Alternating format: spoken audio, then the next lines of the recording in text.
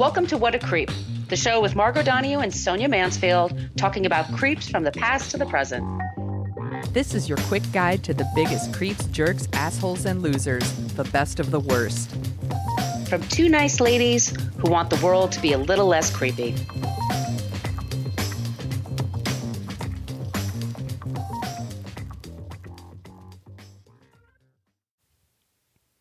Welcome back to What a Creep. This is Margot Donoghue.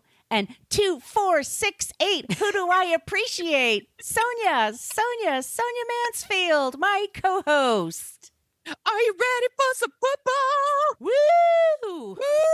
Hello, my friend. Hello, my friend. We are the show that talks about creeps from the past to the present. Most of the time, it's a human. Here, it is an organization that we're talking about. If this is your first time, once again, we talk about somebody that's a creep, and then we challenge the other person to come up with someone who is not a creep. This show is like Super Bowl size. I don't know if we're going to get sued for saying that out loud. I don't think we're allowed to say the sports ball, whatever.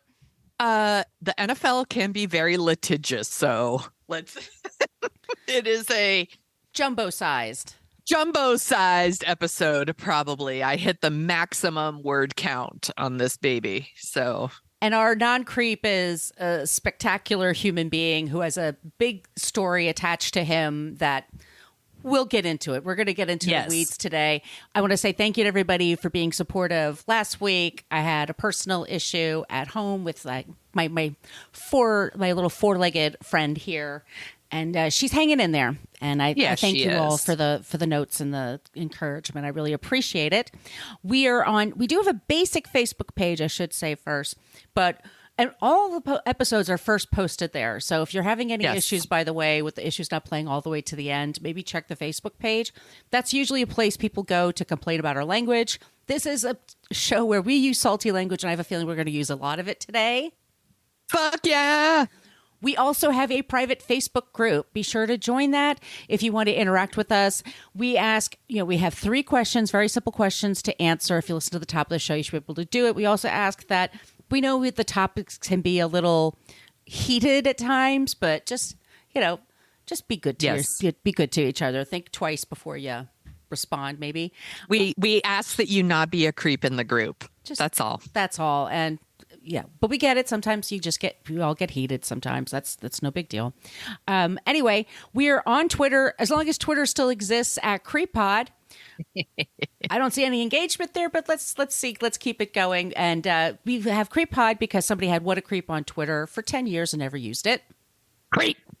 We're on Instagram at What a Creep Podcast, and we have an old-timey email, whatacreeppodcast@gmail.com. If you would like some stickers, reach out to us and give us your address, and wherever you are on the planet of Earth, I will slap it on a football and take it down the touchdown, whatever. I'll send it to you. Anyway, that's my whole point. We also are always looking for suggestions for creeps, and especially non-creeps.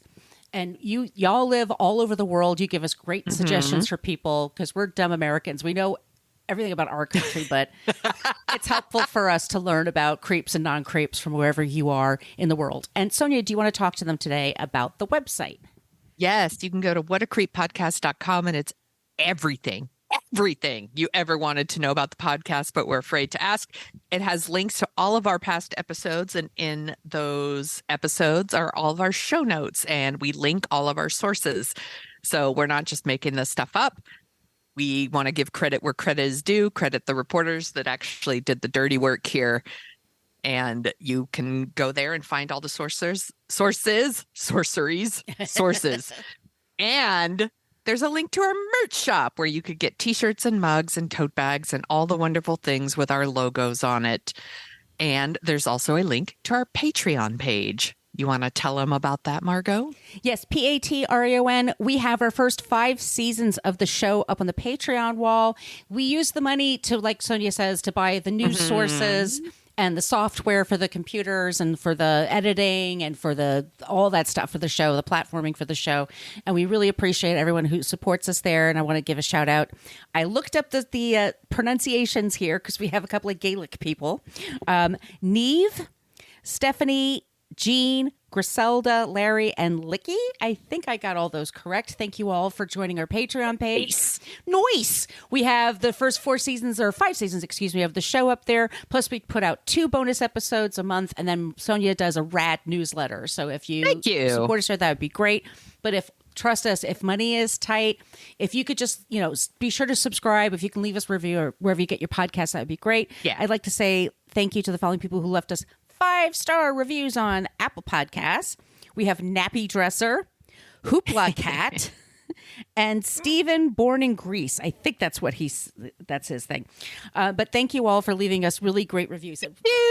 It really helps people find the show around other cool podcasts that are like we are, and it helps drown out the assholes. So we say thank you all so very much for doing that.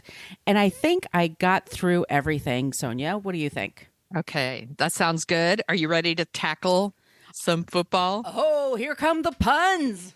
Ooh, this is going to be punnerific. Talking about the NFL, here's some trigger warnings. Besides bad football puns, and there will be some, we're going to be talking about sexual assault, sexual harassment, concussions, and suicide, unfortunately. So take care of yourselves, y'all.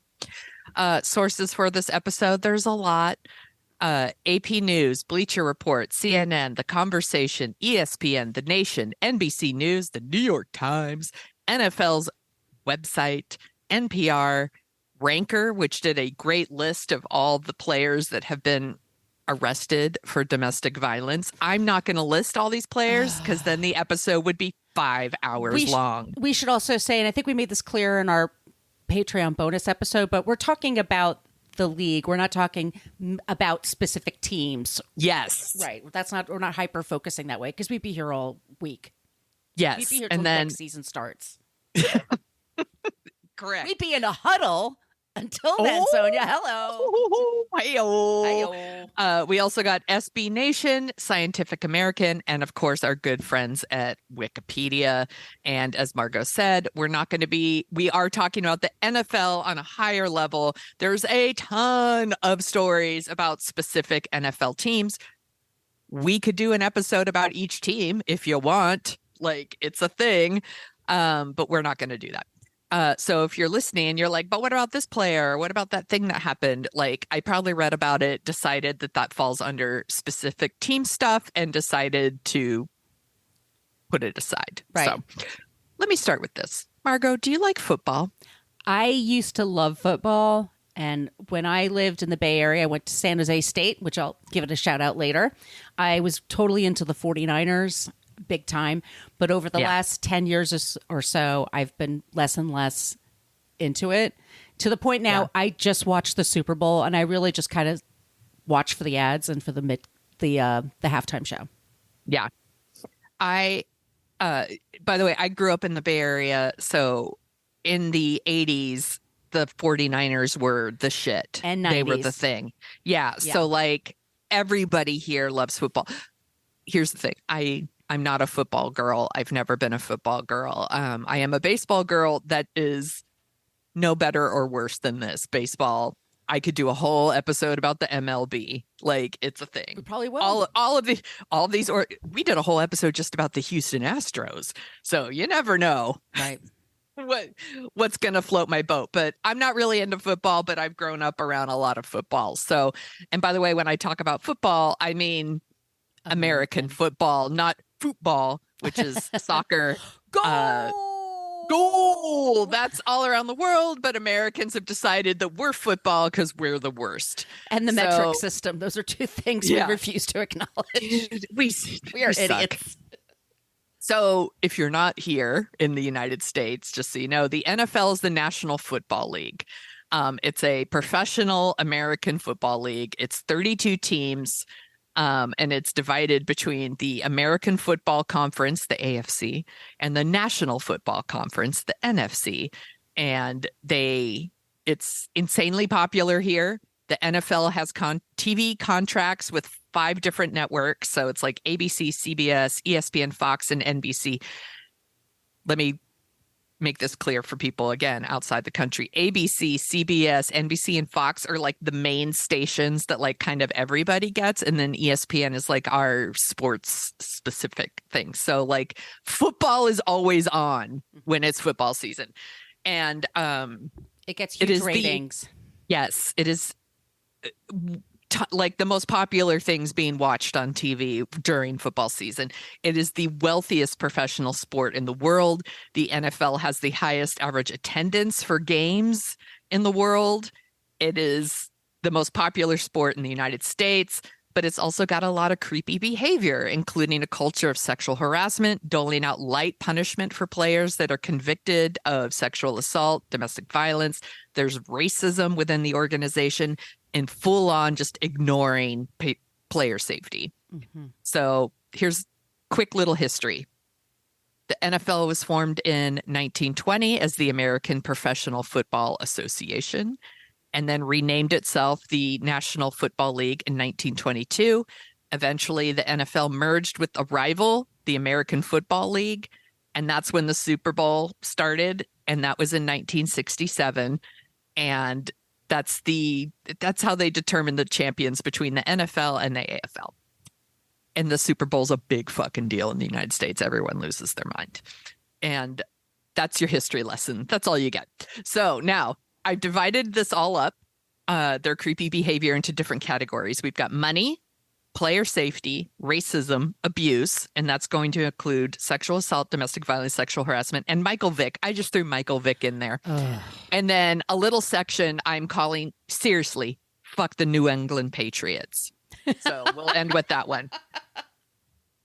So let's start with money. Did you know that up until 2015, the NFL was a nonprofit? No, I did not know that. What? Okay. That was a thing. So at a corporate level, the National Football League was considered a trade association. I'm putting that in quotes because it was made up and financed by its 32 teams. It was specifically written into the IRS code. It's section 501c6 provides an exemption from taxes for business leagues, chambers of commerce, real estate boards, boards of trade, and professional football leagues. I'm gobsmacked. Are you kidding me? No. So until 2015, the NFL did not pay taxes. The teams paid taxes, but the NFL did not pay taxes. So, but was it a nonprofit? Not really. The NFL as a whole made $10 billion. That was only in 2013. The NFL league office had a revenue of over $300 million. Oh my God. And they were exempt from taxes. Isn't that bananas? I'm going to start a football league. I'm going to do that right now. Y'all, you don't need to start cults. You don't need to start religions. Start a football league. No MLM. Just, yeah. Put them on a Start field and beat the shit out of each other. Exactly. Oh my God. Yeah. So the NFL gave up their tax exempt status because it was turning into this PR nightmare. And this is hilarious to me. So some senators from states that didn't have football teams were like, hey, fuck the NFL. They should pay taxes. And then they started threatening to hold hearings, like Senate hearings about the NFL and why they're not paying taxes. And this is, you're going to see this as a reoccurring thing with the NFL. Instead of having to share their documents, they will just start settling. So the NFL was like, fuck it, we're going to pay taxes. And this way they didn't have to share their stuff. Like they don't have to explain why they pay the commissioner like more than $50 million a year to run a supposed nonprofit. I do it for half that, Sonia. Right? Just so you know. Yeah. So, wow. So here you go. For about 73 years, the NFL made a shit ton of money and they didn't pay taxes. So that's cool. Here's another random money thing that I'm just going to throw in here.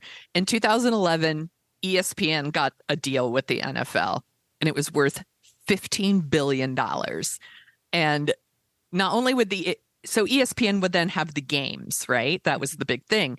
But ESPN also like covers sports like as journalists. So it creates this conflict of interest, obviously. And ESPN wanted to have a show. They were going to do this like dramatic series that was going to be their like venture into like dramatic television. And they were going to do a show called Playmakers. And it was going to be all steamy football, woo, kind of thing.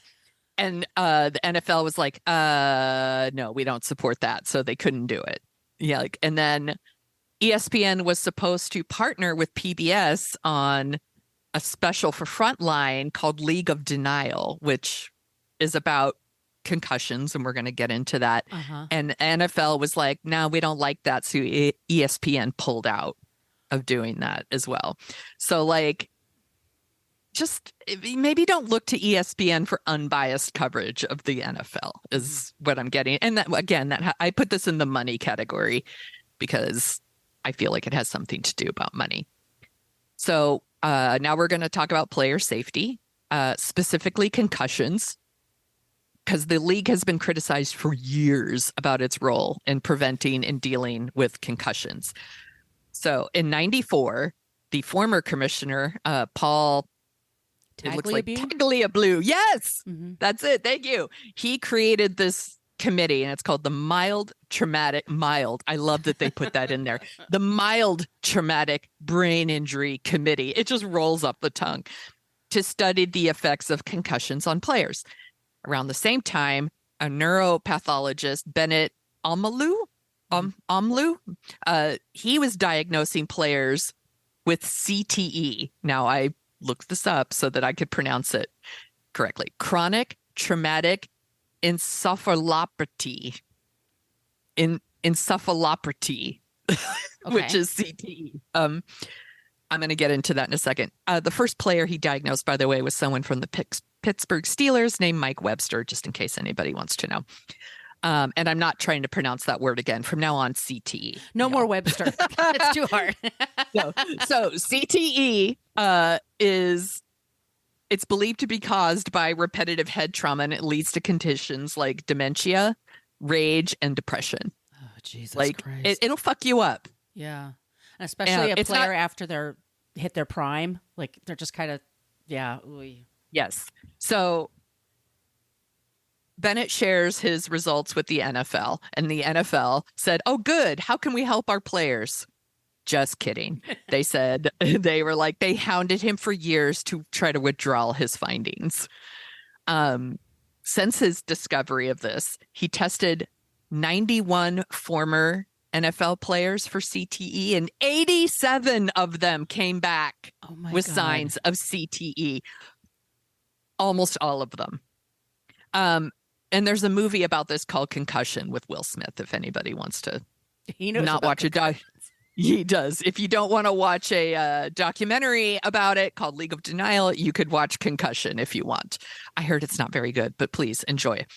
Another neuropathologist, Ann McKee, spent 8 years examining the brains of deceased NFL players, ex-NFL players, I guess.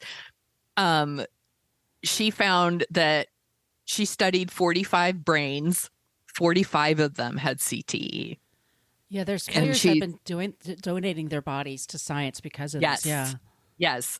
And so she has said, I really think, I'm really wondering if every single football player has this. Yeah. And then she shared her research with the NFL in 2009. And she said the room was filled with men who kept interrupting her and questioning the link between concussions and brain damage. Oh, Jesus Christ.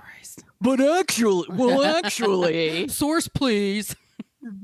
So just to put a human face on these numbers that I'm talking about. More of a comment than a question. Blah, yeah, blah, blah, blah. But yeah, she said, she said sexism is a part of my life.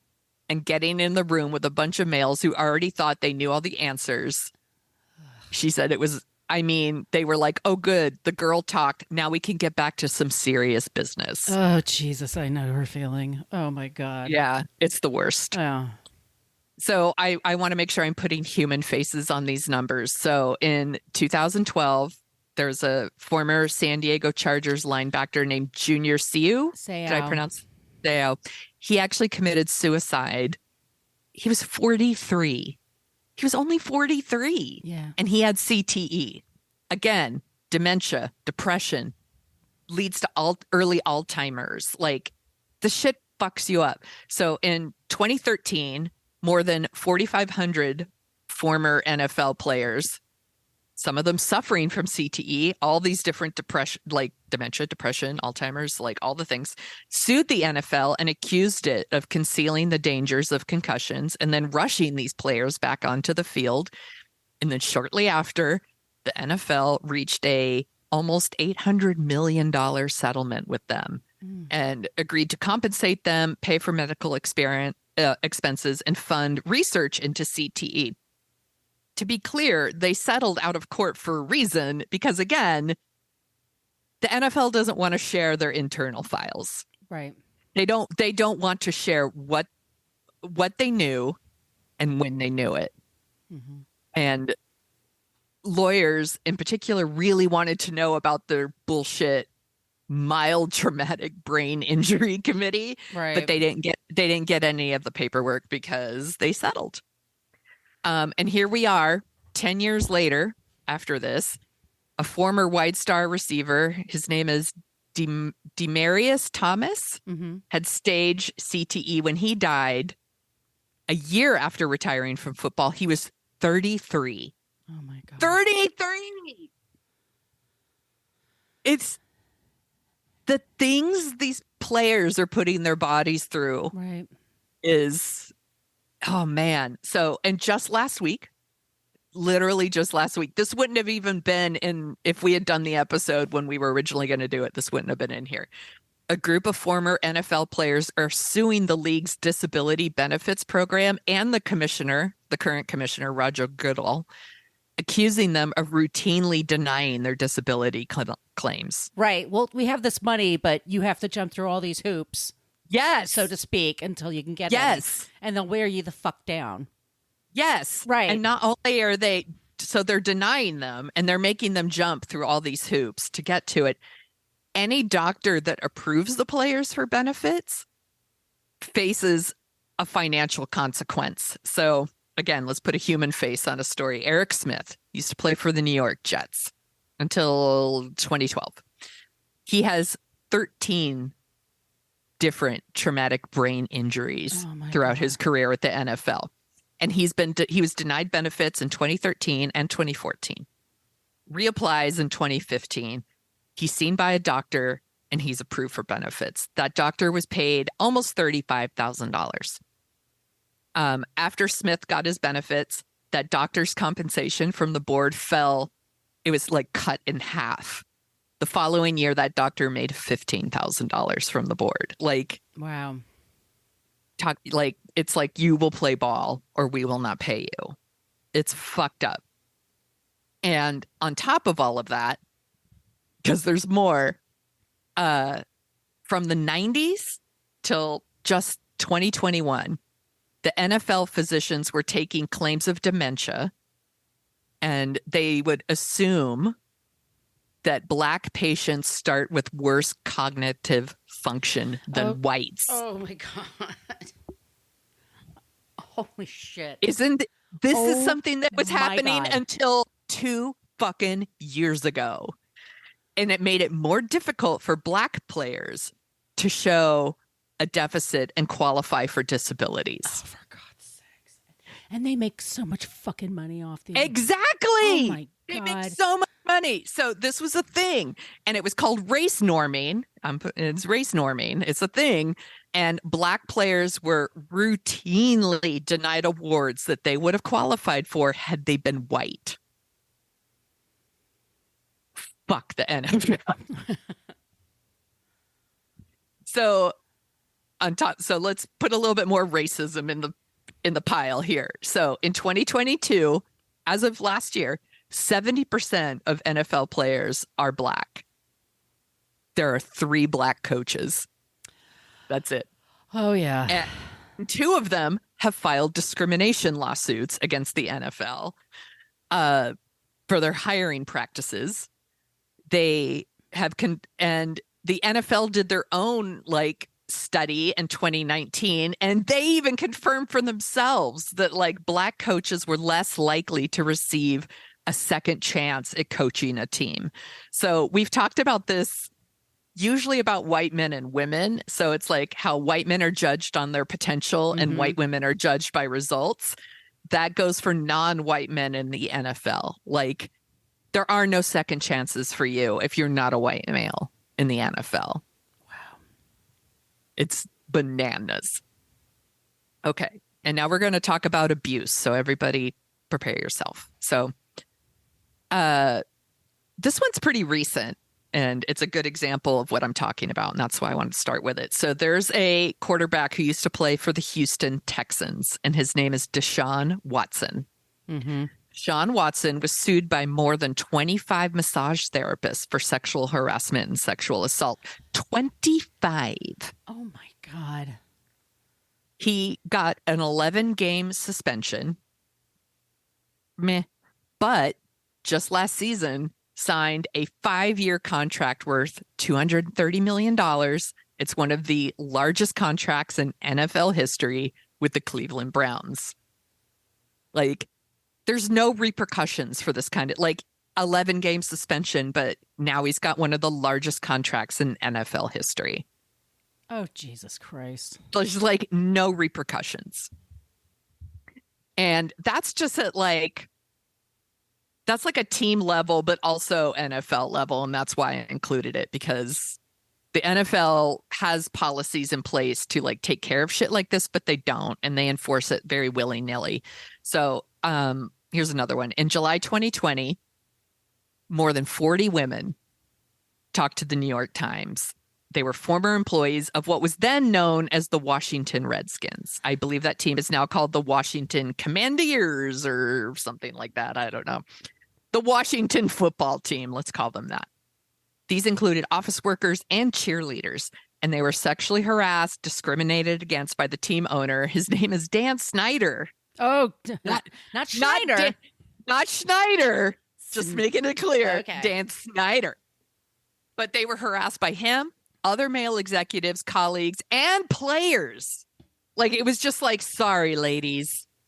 Like, women just want to do their jobs. Yes. Leave us alone. Let us just do our jobs in peace. We just want to do our work. We don't want to look at your dick. We have to pay our bills just like you do. You know, we got to work for a living. We shouldn't have to deal with your dick in the process. Yeah. So in response, the NFL fined the team $10 million, which seems like a lot of money.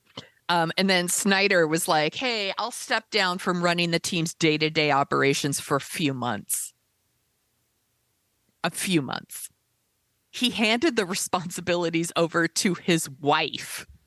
Oh, for God's sake. Which I'm like, are you fucking kidding me? It's like, hey, honey, I'm being fined millions of dollars for sexual harassment. You mind filling in for me at the office? Like, what the fuck?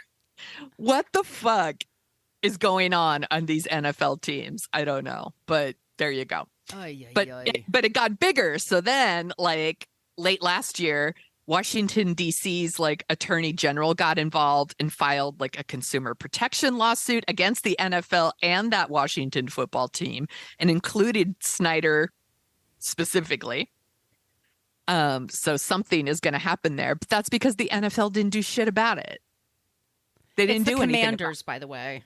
Yes. Oh, what did I call it? The Commandeers or something? Yeah. I thought it was something else, but I think that's the baseball team. Yeah. Yeah. You're right. I probably was mixing it up with that, but I'm still going to refer to them as the They're Washington assholes. football team. Yeah, I don't think I have to refer to them again anyway. So, and then most recently, there's this Buffalo Bills rookie punter named Mac Azaria, I think is how you pronounce it. The team released him after reports came out that he had been accused of, and this is fucked up, leading a violent gang rape. Involving 2 other football players of a 17-year-old on the San Diego State campus. Ugh. But here's the thing. This happened like last year or something. The survivor went to the police and the police were like, brr? Like they didn't do shit to help her. Mm-hmm. Go to the so campus police. Don't come to us. Yeah, they go back and forth. Yeah. So she filed a civil suit. So now the news is like, it's out there. This is a thing. Other teams actually passed on him, even though they needed someone. They were like, no, thanks. Like, we know that he's been credibly accused of rape and that this lawsuit is coming. And the Bills knew it, but they didn't care. And they still signed him. And it wasn't until like outrage became unavoidable and then the coach was like, I feel bad for everyone involved. And that's when he got cut from the team. And there's a lot of stories like that. And most of those stories fall under the idea of specific teams, not the NFL. Although I would argue that the NFL lets teams get away with shit like this. Mm-hmm. And they issue their like unfortunate press releases and hope the story will go away. Basically, that's their PR crisis management right there. It's like, we're really sorry for everyone involved. And then they're just quiet and hope that it goes away. And they maybe we're going to take them this seriously.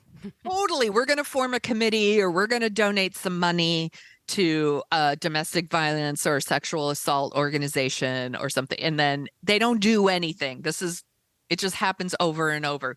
So in April last year, the attorney generals of 6 different states wrote a letter to the NFL commissioner expressing the concern over the league's treatment of women, specifically their employees, and like called them out for lack of improvement on their workplace culture. Mm-hmm.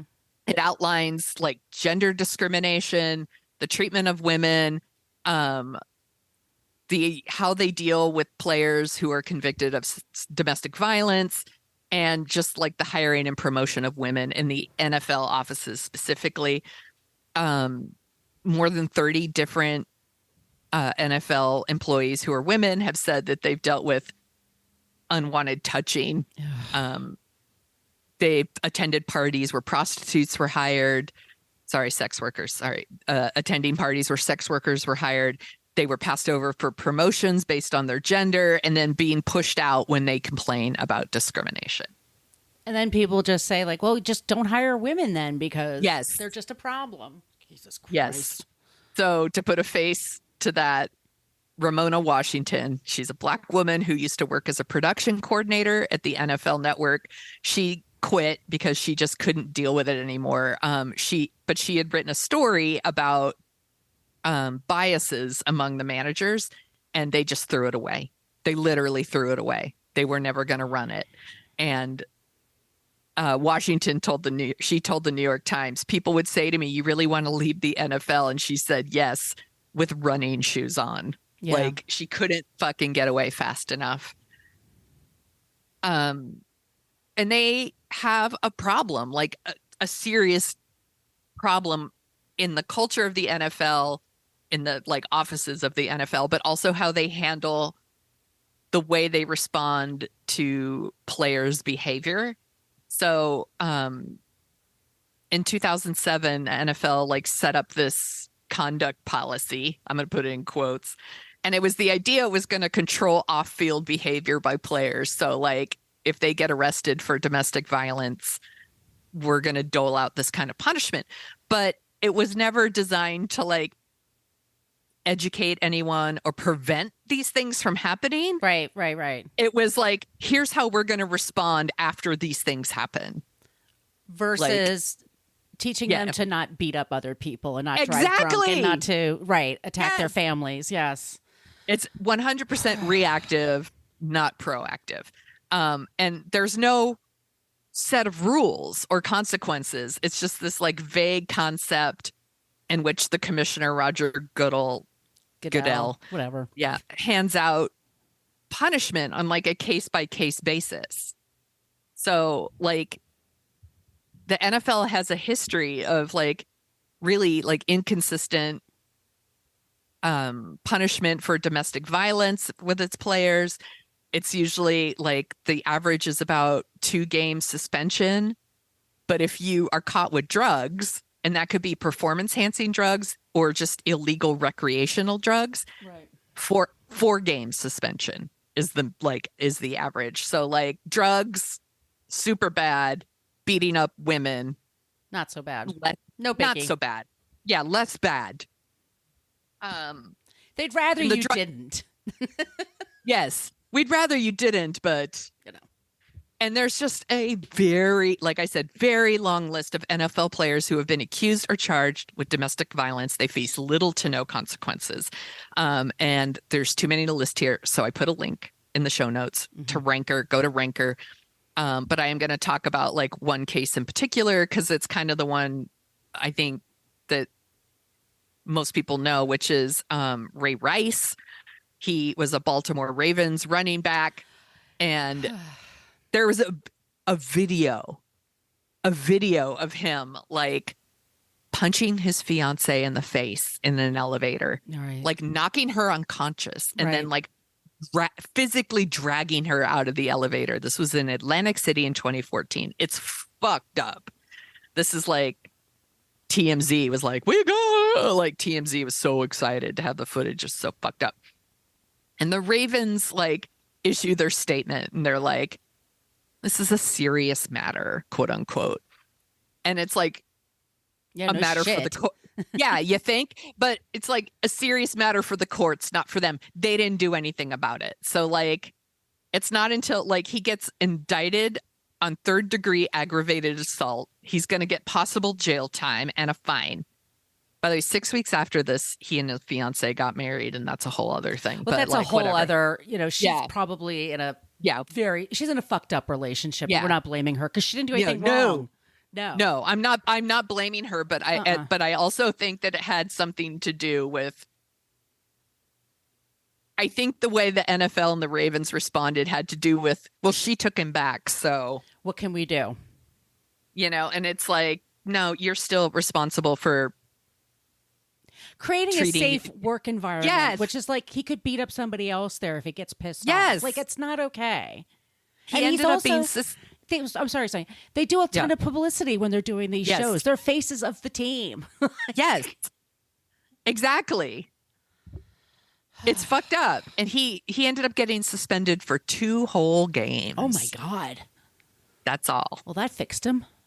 Yeah, I'm sure he felt really responsible. But there was a huge, massive outcry about the lack of accountability. And he wasn't playing football after that. Like the Ravens were like. But again, it's only because we had to like I was part of it. People had to shine a light on it in order for them to deal with it, because they won't deal with it if you don't say something. We have these CCTV cameras now that catches a lot of this shit, but we used to not have that. And also people just, unless somebody's arrested and convicted, they think it didn't happen without taking into account all the other things that happen around a crime. Yes.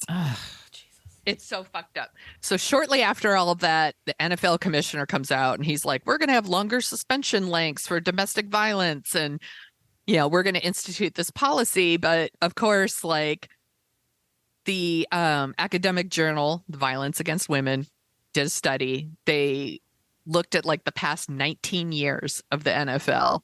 And I guess you'll be really surprised to hear that players who were charged with domestic violence and sexual assault, there was not much in the way of repercussions. They were still willing to play those players, then use like a backup player. Right. It's like, yeah. In other words, teams are down to cut ties with like lower performing players. I don't know why I keep doing the air quotes thing, like y'all could see it. I was going to say like double secret probation. Yeah, it's like like lower performing players. But if you were like a star or a middle of the roster player, they were less likely to do anything about it. It's like fucking duh. Like, and it's hot take. The NFL doesn't want to do. They don't want to do anything about it if you're a really good player. And I think a good example of that is someone like Michael Vick. And I'm going to do this one real quick because this one really, because it really upsets me. And I'm not going to get into details because I will start crying. But in 2007, he was then playing for the Atlanta Falcons. Michael Vick, it turned out, was running an illegal interstate dogfighting ring. And it is fucked up. Right. I'm not going into it. But he was also involved in like extortion, gambling, and then like what he was doing with those dogs, which again, not detailed.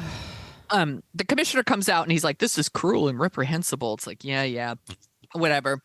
And then they suspended him, quote unquote, indefinitely. He's suspended, but the NFL was more focused on the fact that he was involved in betting than the harming of animals. And it's so fucked up, those things. And there's a documentary about the animals they found, the dogs. Yeah. And they almost all of them were adopted and did great because people thought they were going to have to euthanize them, but they didn't, thank God. But, that's good. I mean, we don't deserve dogs. They're far better than humans, but I don't understand how people can hurt an animal or children, to be on like vulnerable people. The things that vulnerable people, vulnerable animals, the things that look to us to take care of them. It's like, fuck you. I took a week off for my cat. I mean, I cannot imagine. I don't imagine that cruelty and that. So he was suspended indefinitely. Indefinitely meant about 2 years. So he pled guilty to what he did. He did serve time in prison, and then he came back to the NFL in 2009. He played with the Philadelphia Eagles. He made the Pro Bowl, and he earned Comeback Player of the Year. And I know that people are going to be like, well, he served his time. Fuck those people, and fuck Michael Vick. Just saying. Yeah. Don't care. Yeah. Don't care. Take it somewhere else. Michael Vick, fuck you. And now a segment I like to call Seriously, fuck the New England Patriots. So we actually did a whole episode about we did a Tom sports Brady. creep. Yeah. Yeah, and I talked about Tom Brady and I talked about Deflategate. So I don't want to repeat too much of that, but there was like NFL suspended Brady for 4 games because he was quote unquote generally aware of the scheme, and they fined the Patriots $1 million, which is nothing to the Patriots. They make so much fucking money, and they ended up winning the Super Bowl that year anyway, and they probably cheated. But before all of that, there was something called Spygate. Which, if you heard if you've heard our episode about the Houston Astros, which is also very similar to this, you will know what I think about people who fucking cheat during sporting events. So, Spygate was 2007, and the Patriots were accused of taping the New York Jets defensive signals from the sidelines during the game, and they got caught. They're fucking cheating. And they get caught. And here comes the coach, Bill Belichick, or whatever the fuck his name is. Fuck that guy. He comes out and he's like, I respect the integrity of the game. No, you don't. Fuck you. You're a fucking cheater. Dude cheats every chance he gets. Fucking filming, hand thing, the signals, fucking Deflategate. Fuck these people. Anyway, 4 days after they're caught, they fine him $500,000. And the Patriots had to forfeit a first round pick. And the team was fined $250,000. That's nothing. They could sneeze that money. It's exactly. It is nothing. It is no. It's a drop in the bucket. They make that in one day selling their fucking Tom Brady's jerseys. Right. They make so much money off of merch. Yeah. And the reason I was seriously, fuck the New England Patriots is because the Patriots, they win a lot, but they've been accused of cheating multiple times. And people are it's because they're the greatest team in the world. And I was no, they're probably fucking cheating all the time. And the NFL doesn't care because the Patriots make a lot of money because they win a lot. Mm-hmm. So it's just this and cycle. Brady. And they had Brady, and he's bleh, and Giselle would be in the crowd, and there's the sexiness to it. Yeah, it's yucky, and honestly, I could just go on and on, but this is where I'm ending it. So, the NFL is our fucking creep. What's another way I could put this? Oh yeah, fuck the NFL, fuck them. Seriously, fuck the NFL. Thank you, Sonia. That was amazing. Good job. You Thank can now you. do your touchdown dance, spike the ball, do Yeah. any dance you want. They have like fucking fines for these players if their socks aren't pulled correctly, if they dance too much in the end zone. You're too Their happy. hair's too That's long. a fine. You have a mustache and a beard, but this guy beats his family, and Yeah. well, I guess that's just his business. you know, I don't care if they pull a hibachi out at the end when they score. I don't give a shit. Let Seriously. them celebrate. I mean, Dude, if they want to do happy dances, let them backflip. go for it. Do it. But yeah, like they have stupid ass rules like that they just try to keep them in place, but they don't give a shit about the safety. Marco, that is an excellent point.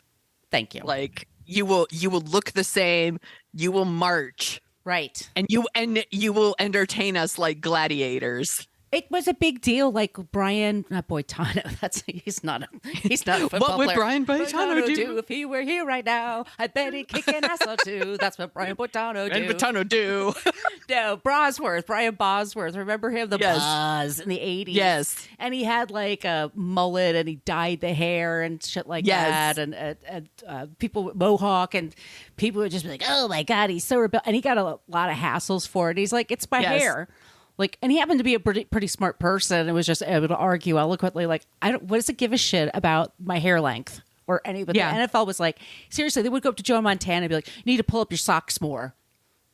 We could see your some skin below your kneecap. I'm not kidding you. Like, it's so stupid. It's so fucking stupid. They can make rules like that, but they don't take. I mean, it's okay.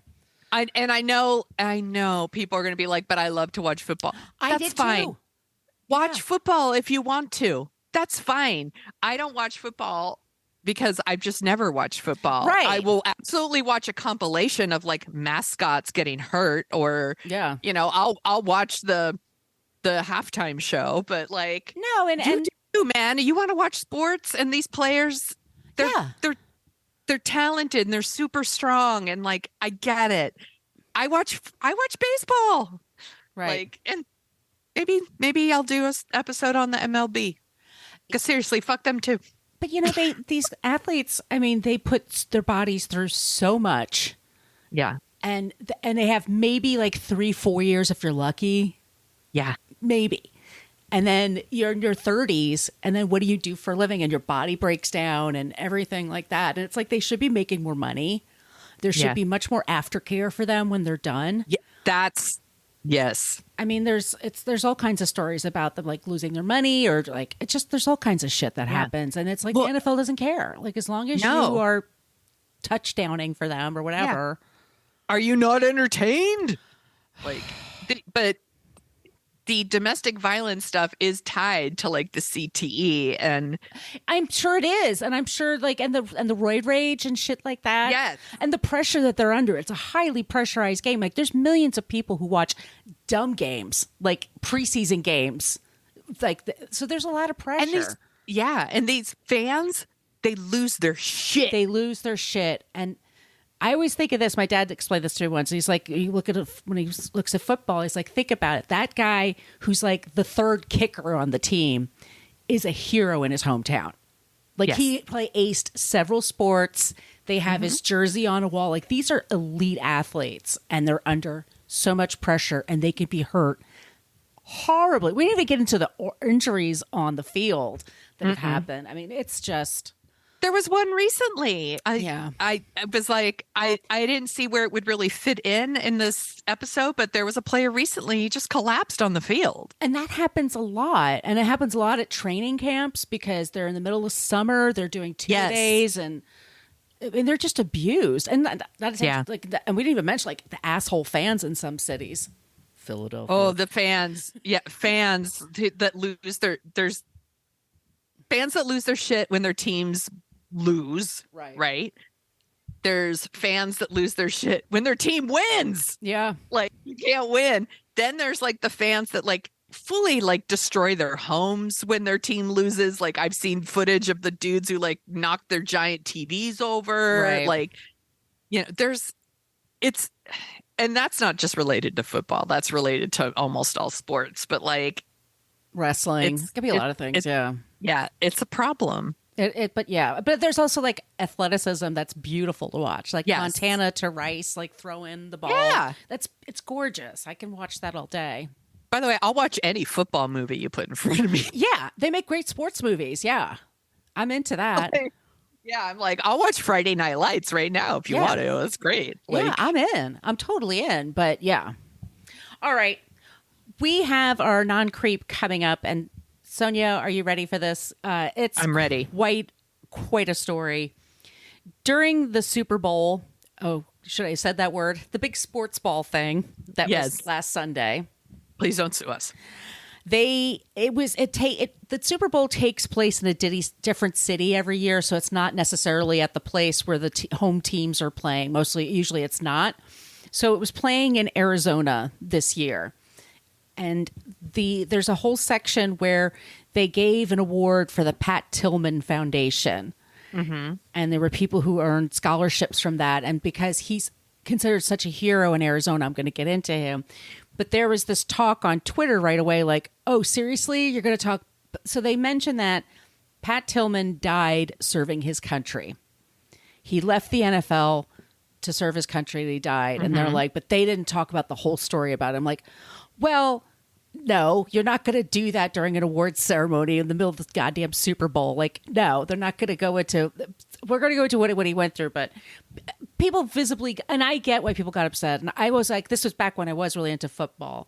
But so Patrick Daniel Tillman, Bay Area guys from Fremont. Yes. And he went to high school in San Jose. Like I said, I went to San Jose State. He was born 1976. He was from a family. He's the oldest of three brothers. He was raised in a family where they were proud, loud, upfront atheists. And they were big time readers. And this is a family where there was a lot of debate going on and a lot of talking about things. He was incredibly handsome, I have to say. I hope that doesn't come across as, but he's a slice of nice, as I like to say. I'm going to look him up. Look his ass up because he's hot. He was a star player in high school. Hi. He's like, right? Oh, hello. Fan yourself, right? I should say I've only seen the picture of him in his uniform, but now I'm looking at these other pictures and I'm like, he's super. I mean, he's very like in the John Wayne, maybe / surfer boy thing. Sure. He's got light hair, light eyes. He's very masculine looking. He's like 5'11" and just cut. And he played baseball and he was into running. He was into triathlons. Super, super smart. And he wins these big games in high school, the Central Coast Division I football championship. And from that, he was able to go to Arizona State University on a full football scholarship. He is a hero in Arizona. He graduated with a 3.85 GPA. Damn. Very, very smart. He was Pac-10 Defensive Player of the Year. He was named Arizona's MVP in 1997. He's super duper smart and he can't wait to play in the NFL. And he gets drafted to play for the Arizona Cardinals. And he gets drafted in 2001. He gets married to his high school sweetheart, who's lovely, lovely, lovely, lovely. They're this gorgeous couple. They're living in Arizona. And then 9/11 happens, the September 11th attacks. And he witnesses this, from his home like everybody did. Yes. And he told his spouse, I'm going to join the military. Because he said, this is America on the line. That he came from a military family. All of his relatives had served in the different wars. Mm-hmm. And he felt like, well, a patriot in not like my country's perfect, but he was a patriot in that he believed in the American dream and democracy. And he wanted to fight for it. And the Cardinals offered him a $2.1 million career. And he was offered more money to play at other cities, but he wanted to stay in Arizona. He was loyal to the Cardinals. He sent to Iraq, and as soon as he gets there, he joins with his younger brother, Kevin, who was a minor league baseball player. And they're two handsome boys just like going off to war. And it is the PR story wet dream for like George Bush and co. Yes. It's this is handsome all-American guy giving up millions at 25 to go fight because he thought it was the right thing to do. He goes over there and he's there for a couple of years, and he was the 2nd Ranger Battalion in the 75th Ranger Regiment. He's in the Iraq War. And pretty soon after he's there, he realizes, he tells his friends, this war is fucking illegal. And he's debating the other guys there about the legality of it. And he's debating his generals and his sergeants. He's debating everybody. He was an atheist, but he read the Book of Mormon. He read the Quran. He read the Bible. And he led with humility. Everybody says he was super smart. Like I said, super handsome. Could have been the biggest asshole that was occasionally nice to somebody and they'd be like, oh, what a great guy. But he was, all Such that a good way of pointing it out. Yes. White man, handsome man privilege. He had all of that, and he still was very humble and treated people with decency, but he also had ethics, and he had a huge fucking problem with the war in Iraq. He thought it was bullshit. He wanted to fight in Afghanistan. He was shot on April 22nd, 2004, and was told that he was shot in battle and they were sending his body home. And his parents, who were super smart people, Mary and Patrick Tillman. Mary in particular, this is a woman who takes no bullshit from nobody. She is tough as nails. Nice. She was a special ed teacher in San Jose Schools District system. Like, she could handle shit. Like, you can't intimidate her. And she was saying, they're trying to find out, like, what happened, and they're being very cagey with the details, but they're all like, oh, he was very heroic and he was saving his team. And the family said he actually gave his wife a card. I'm going to get teary-eyed. He gave his wife a card before he left, and he says, if I die, open this up. And when he died, she opened it up, and he basically said, I love you and I want you to live your life. I want you to live. Right? So his family, the military wanted to do this big parade, this big thing for his funeral. And his family is like, no, we're going to put, ashes. Sorry. What's the word I'm thinking of? We're going to cremate him. Thank you. Cremate his ashes. We're going to put him in the ocean. We're going to have a simple ceremony, just the family. We're just going to drink beers and talk about him. And they were like, fine, but we're going to do something in Arizona anyway. And so John McCain led, and Maria Shriver and all these people who never met Pat. And in all fairness, that's what happens sometimes in these military stories. I mean, it becomes the story. And so John McCain, and they're all talking about God, has a new angel waiting for him, and he LOL bled the red, white, and blue, and the angels are now taking care of him, and blah, blah, blah. And he would hate that. He would. His family. So one of his brothers is drinking a beer out of a cup, like he's at a game or something, or whatever. He's drinking a beer, and he goes up to give his speech, and he's like, I didn't mean to be disrespectful, y'all, but my brother didn't buy any of that stuff, and he's fucking dead now. And it was on CNN. It was on everywhere. Yeah. Turns out he was killed by, it's fratricide. It's a friendly fire. And friendly fire is when you're killed by another member of your unit. And it happens. Yeah. There's a lot of disarray and chaos sometimes in combat. But there was a lot of he stood out as a member of the army. He stood out. Right. And they wondered, was there some kind of bounty on him? Was there some sort of... So they had to basically go to courts. And what they did was they burned his clothes. They burned his journals. They got rid of all this basically evidence, stuff they weren't supposed to do. And so his family was fighting for years. Yeah. And they had to go to Congress and say, and they would get sent these reports that are all blacked out, and they had didn't have all the information. Don't be suspicious. Don't be suspicious. Eventually, they find out that it was accidental. It wasn't on purpose. There have been a few books out there. John Krakauer has a book out there. There was a documentary about him. Mm-hmm. His family, what they've created, Marie did go on to live, and she's super smart, and she went to UC Santa Barbara. She worked for ESPN for a while. She's in Chicago now. She did get remarried. She had 5 kids. She has 5 kids. She's on the board for like a bunch of companies, and she helped start the Pat Tillman Foundation. And it's a foundation that is scholarships for people who were veterans or veteran spouses for life after serving. So what do you want to do? Like, what do you want to learn? How do you want to contribute to your community? And they have very strong principles of service and also humility and being humble with knowledge and being humble about what you do and being curious. That. Yeah, right? And so every year they give out a couple $1 million in scholarships to people, to families for veterans. Wow. And they have a run every year, the Pat Tillman run. I think it's like April 13th in Tempe.